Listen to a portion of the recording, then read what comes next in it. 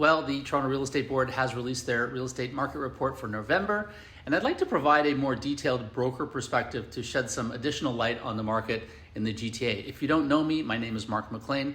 I am the broker of record at TRREB Realty here in Ontario. I'm a 32-year veteran of the real estate industry. I served as president of the Toronto Real Estate Board in 2015-2016, and I was a director at large for TRREB as well. So let's dive in. Obviously when I do these updates, I don't just look at the current data. I typically go back 4, 5, 6 months to identify trends, and I also review my past market reports to see if I'm accurate in my assessments. It's one thing to look at things like sale price, number of sales, days on market, but you also want to see if the trends are speeding up or slowing down. The speed of change is a very good way to spot trends in the market. Are things improving or are they getting worse? So let's look at the data. One of the things I find useful is to review the data for the last 6 months and compare it to the same period a year ago. And here's what I noticed. If you take the change in sales from 2024, you find that the number of sales went down 4 times and up 2 times compared to the previous month. In 2025, they went down 3 times and up 3 times. Now, you could argue that sales go down in the summer, but that happens every year, so the reporting is consistent.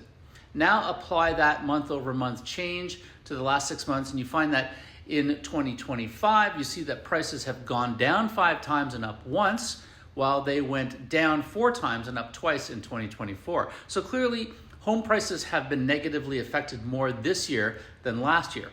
And that's a bad thing for homeowners, but good for buyers.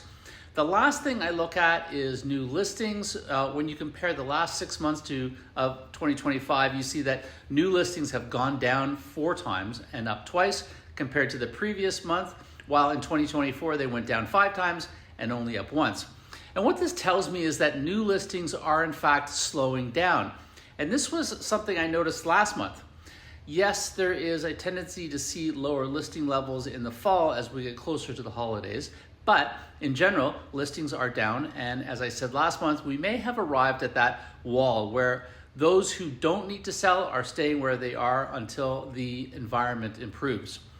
I won't get into the subtle differences between the 416 and the 905 on this update, but I will discuss freehold and condo activity. It's fair to say that condo activity acts as a bellwether for the entire market. If times are good, first-time buyers jump into the market, as do investors.